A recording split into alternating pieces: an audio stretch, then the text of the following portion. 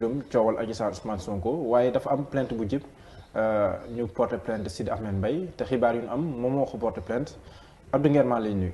maa ngi lay fay Mouhamed di nuyu waa Sénégal bi yëpp di nuyu ñi ñuy seetaan. da nga porté plainte Sidi Ahmed Mbaye lan moo tax nga porté ko plainte. waaw Sidi dafa jël sama 10 millions ma porté ko plainte. 10 millions bi nu mu demee. dafa am benn clé USB bu mu yoroon mu ne dafa am ay vidéo ci nekk te waa Pastef dañ koy woo pour jël vidéo yi pour ñu mën a manipuler vidéo yeeg yooyu te moom rakkam lay protéger combat bi loolu moo ko fi bàyyi looloo tax tukkiwul ba léegi kenn aayoo ko mu tukki kenn aayoo ko mu génn mais procès bi lay xaar te moom kenn jàppalewu ko dafa sonn dafa soxla xaalis dafa soxla dund ndax fi mu dëkk dañ koy génne location expliqué ma détail am daal ma ne ko waa léegi kele bi loo ci bëgg mu ne ma dama ko bëgg a joxe pour gars yi jox ma dara ma ne ko kele bi lu ci nekk mu ne ma ñaari xale yu jigéen ci nekk di sekk ak Ousmane Sonko ma ne ko loolu boo ko divisé da nga ñëw am problème.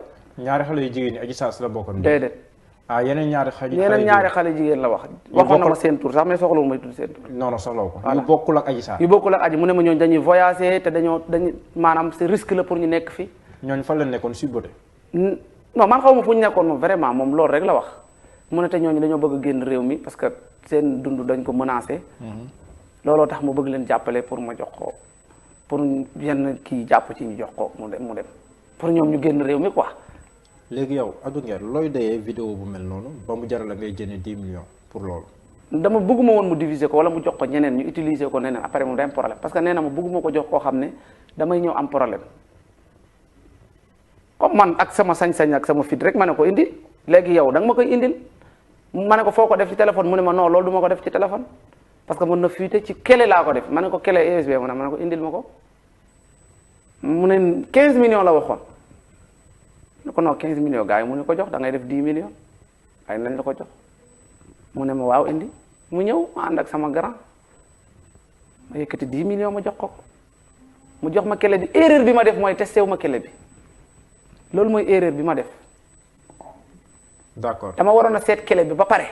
mais confiance ma am ci moom parce que Sidi ni mu ma naxee mooy jàpp naa ne Sidi mii ñu koy tudd ci problème yu mel nii xelam xalaatul di dem di triander. da nga tudd gars yi dinañ la jox ñan nooy gars yi. man ak samay gars yi. ñu ngi tudd benn homme d'affaires ñu jàpp ne moom moo la jox koppar yi 10 millions yi Doro Gueye ndax loolu wér na.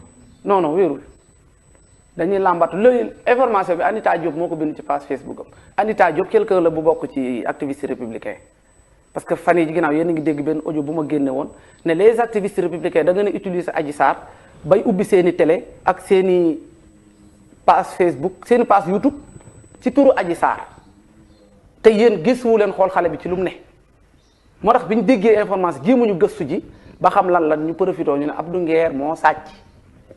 waaw am na ñu ne yow yaa sàcc 10 millions yi. merci Anita Diop boobu rek moo ko posté ci Facebook bi Anita Diop ku ko xam ñoom Ba Jaxate Anita Diop Mati ñoo bokk benn groupe xëy na nag dañoo am règlement de compte ak Doro xëy na loolu ba tey wóoruma wala li ma leen dénoncé ne xaalisu xale bi ngeen utiliser ba bëgg ci teg seen i télé ak seen i rajo xëy na loolu moo leen naqari ñu profité mais mënoon nañ dem wëri information ba am ko defe naa ko escroquer doo porter plainte Sidi daal li may wax sénégalais yi pour ñu dégg ko ak ay mbokkam mooy nañ wax Sidi na indi sama xaalis lijjantiwuma leneen nag maa ko jox sama xaalis loxo ak loxo Sidi na ko indi.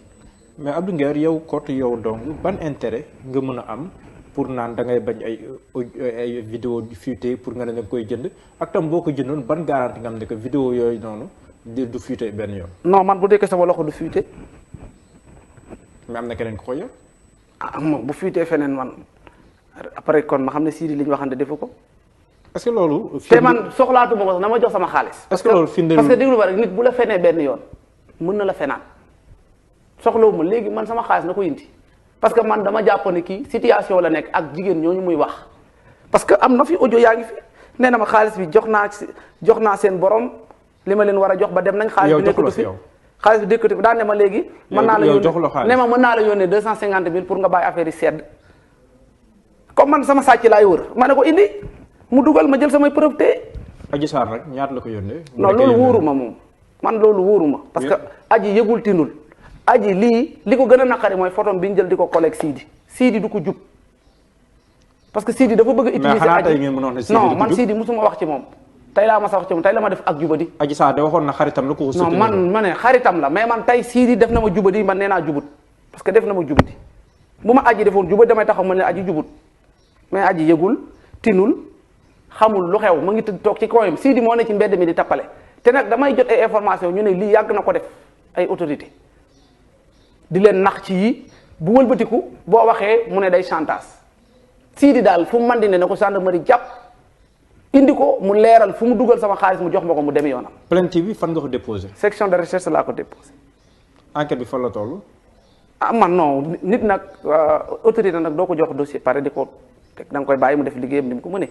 moom jokkoo naa ak moom Sidi Ahmed Mbaye wedd na ba mu set wicc nee na jotul plainte te du mës a jot plainte nee na yéen li ngeen di wax yëpp ay sos la bëgg a yàq deram waaye moom fa mu taxawoon fa la taxaw ba tey amul sax xalaatu di dugg si nga baal ma si kàddu gi si ñaax fedde yooyu yor ay vidéo naan daf koy jaay ak yooyu moom war ma bi mu amal boppam jombale na boppam loolu.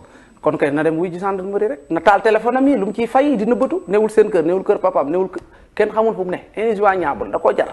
yow noonu ko joindre ko. WhatsApp lay wax WhatsApp. parce que il n'est pas injoignable. WhatsApp kenn mënu ko ci localiser. gars yi woo nañ ko mu ne fes.